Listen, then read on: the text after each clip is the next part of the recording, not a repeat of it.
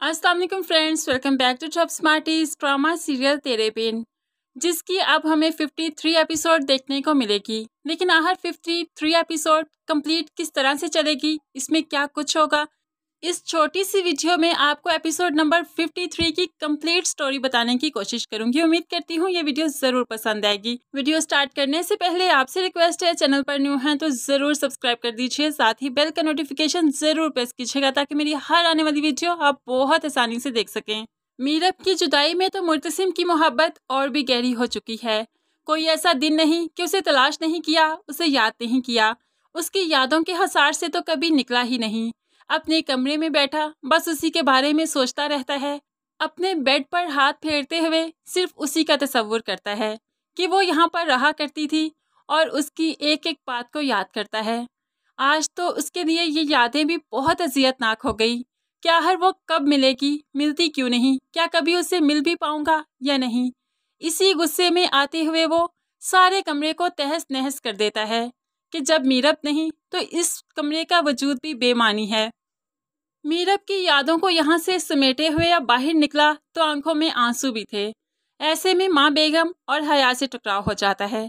माँ बेगम के वही अल्फाज, मीरब मिली नहीं अभी तक, उसे जल्द अज जल्द ढूंढो और उसके बाद उसको तलाक दो ताकि तुम्हारी भी कहीं शादी कर सकूं।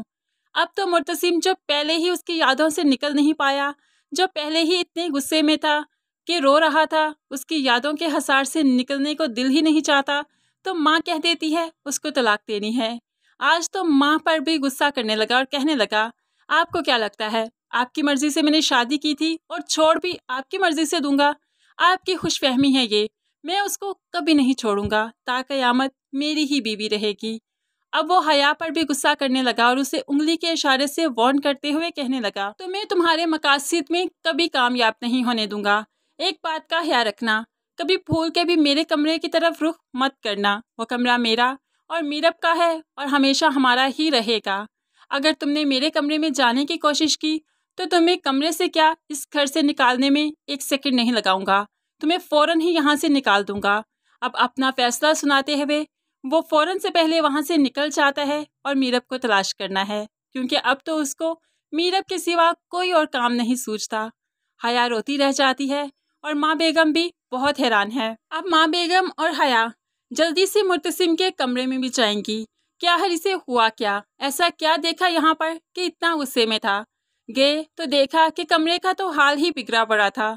तभी माँ बेगम समझ गई कि ये मीरब को शिद्दत से चाहता है और आज उसकी याद इसे बहुत सताई।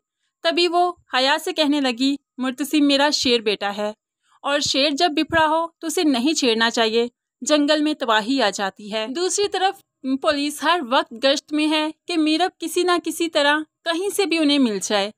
अब यहाँ पर मीरब किसी काम के सिलसिले में घर से बाहर निकलती है तो पुलिस की गाड़ी देखकर डर सी जाती है, सहम जाती है कि फ़ौरन से पहले अपना रुख बदल लेती है और अपने चेहरे को चादर से ढांप लेती है। पुलिस पहले ही एक औरत की तलाश में थी और जब अकेली सड़क पर चलती हुई औरत मशकूक लगी तो उसका पीछा करने लगे। हैरान हो गए, फ़ौरन से पहले मुर्तसिम को कॉल करना चाहिए कि वो भी जल्दी से यहाँ आ सके और मीरब को पहचान सके और उसे बताने लगे कि यहाँ पर हमें एक औरत मिली है। इतने में फारूक भी वहाँ पर आ जाता है और मीरब को लेकर जल्दी से वहाँ से फरार हो जाता है। अब पुलिस इस रिक्शे तक तो नहीं पहुँच सकी, लेकिन इसके नंबर को ट्रेस ज़रूर कर देती है। नंबर को ट्रेस किया तो अब उसके घर का एड्रेस भी मालूम पड़ ही गया। इसलिए मुर्तसिम अपने असला बरदार आदमियों के साथ और पुलिस के साथ फ़ारूक के घर जाता है। मुर्तसिम अभी नहीं जानता था कि यह फ़ारूक का घर था जिससे पहले वो मिल चुका था सबा के घर के बाहर। मुर्तसिम अपने बंदों के साथ फ़ारूक के घर में एंटर हुआ तो फ़ारूक की तो देखकर ही हवाइयाँ उड़ गई। वो समझ गया कि मुर्तसिम ने उसका पीछा कर लिया है। वो जान चुका है कि मीरब उसके पास है। लेकिन यहाँ पर मुर्तसिम भी फ़ारूक को देखकर हैरान है। तुम यहाँ कैसे? तो फ़ारूक पूछने लगा, आप मेरे घर आए हैं, मुझे पूछना चाहिए आप यहाँ कैसे? इतने में पुलिस भी अंदर आ जाती है और इसको वार्न करने लगी, ज़्यादा होशियारी नहीं करनी। तुम्हारे पास जो औरत रिक्शे पर बैठी थी, जल्दी से उसका एड्रेस बताओ। फ़ारूक जान तो चुका है कि ये किस बारे में बात कर रहे हैं, मीरब के बारे में पूछ रहे हैं, लेकिन फ़ारूक साफ इनकार कर देता है। देखिए साहब जी, मैं दिन में काफ़ी सवारियाँ उठाता हूँ और उनको उनके घरों तक पहुंचाता हूं। मैं नहीं जानता कि आप किस सवारी के बारे में बात कर रहे हैं।